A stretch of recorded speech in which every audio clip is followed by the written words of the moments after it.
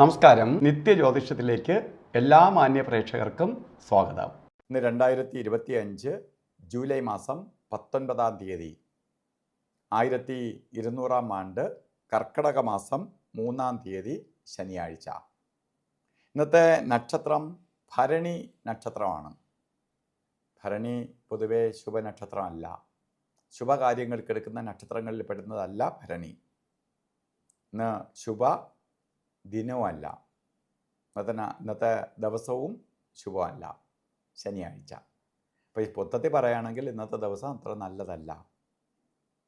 അപ്പോൾ നല്ല കാര്യങ്ങൾക്ക് എടുക്കാവുന്ന ഒരു ദിവസം അല്ല. മറ്റ് പല ദിവസങ്ങളും 50-50 ആണ്. കാരണം ഡേറ്റ് ദിവസം കൊള്ളൂല്ലെങ്കിൽ നക്ഷത്രം കൊള്ളായിരിക്കും, അല്ലെങ്കിൽ നക്ഷത്രം കൊള്ളായിരിക്കും ദിവസം നല്ലതല്ലായിരിക്കും, എന്തെങ്കിലും ഒരു വ്യത്യാസം ഉണ്ടാവാം. ഇന്ന് അങ്ങനെയല്ല, രണ്ട് കൊള്ളൂല, നാളും കൊള്ളൂല, ദിവസവും കൊള്ളൂല. അപ്പോൾ ഇന്ന് ശുഭകാര്യങ്ങൾക്ക് ഒന്നിനും ഇറങ്ങാതിരിക്കുന്നതാണ് നല്ലത്. പക്ഷെ ഇന്ന് ബർത്ത്ഡേ വന്നിട്ടുള്ള കർക്കിടക മാസത്തിലെ ഭരണി നക്ഷത്രം ബർത്ത്ഡേ ആയിട്ട് വന്നിട്ടുള്ളവർക്ക് ഒരു വർഷത്തെ ഫലത്തെ ചിന്തിക്കുമ്പോൾ നിങ്ങൾ വളരെ സൂക്ഷിക്കണം. പലതരത്തിലുള്ള പ്രശ്നങ്ങൾ വരും. ശാരീരിക ബുദ്ധിമുട്ടുണ്ടാവാം, മനസ്വസ്ഥത കുറയും, സാമ്പത്തിക നഷ്ടം വരും, ശത്രുഭയം കൂടും. അതുപോലെ നിങ്ങളെ എല്ലാ കാര്യങ്ങൾക്ക് ഇഴച്ചിൽ വരും.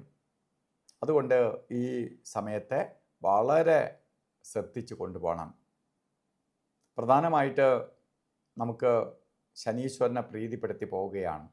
ശാസ്താവിന് ശനിയാഴ്ച നീരാഞ്ജനം കത്തിക്കണം, ശനി വ്രതം നോക്കണം, സൂര്യഭഗവാനെ തൊഴണം, ശനീശ്വര യന്ത്രം ധന ആകർഷണ യന്ത്രവുമായി ചേർത്ത് ത്യാഗരക്ഷ ധരിക്കണം.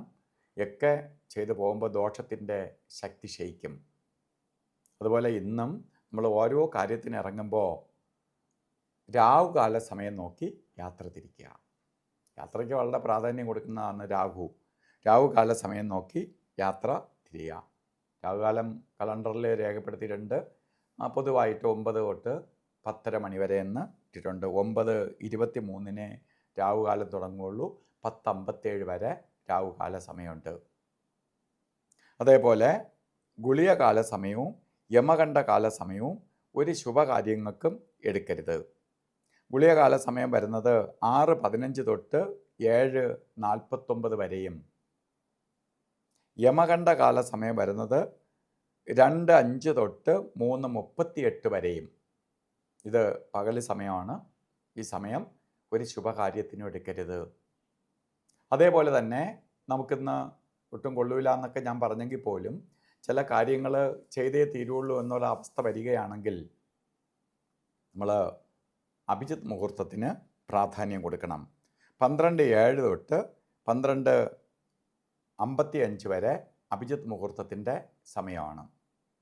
ഈ സമയം നമുക്ക് എന്ത് ശുഭകാര്യങ്ങൾ വേണോ ചെയ്യാം എന്ന് വിധിയുള്ളത് കൊണ്ട് അങ്ങനെ എന്തെങ്കിലും ചെയ്തേ തീരുള്ളൂ എങ്കിൽ ഇതിന് 4 മിനിറ്റ് ഒഴിച്ച് ശരിക്കും 48 മിനിറ്റ് ഉള്ളത് 44 മിനിറ്റും നമുക്ക് ഉപയോഗിക്കാം. അതുപോലെ ഇന്ന് ഓരോ കാര്യത്തിന് ഇറങ്ങുമ്പോഴും നമ്മൾ വസ്ത്രധാരണത്തിന് പ്രാധാന്യം കൊടുക്കുക. നീല വസ്ത്രമോ അല്ലെങ്കിൽ കറുത്ത വസ്ത്രമോ വസ്ത്രധാരണത്തിൽ ഉൾപ്പെടുത്തുക.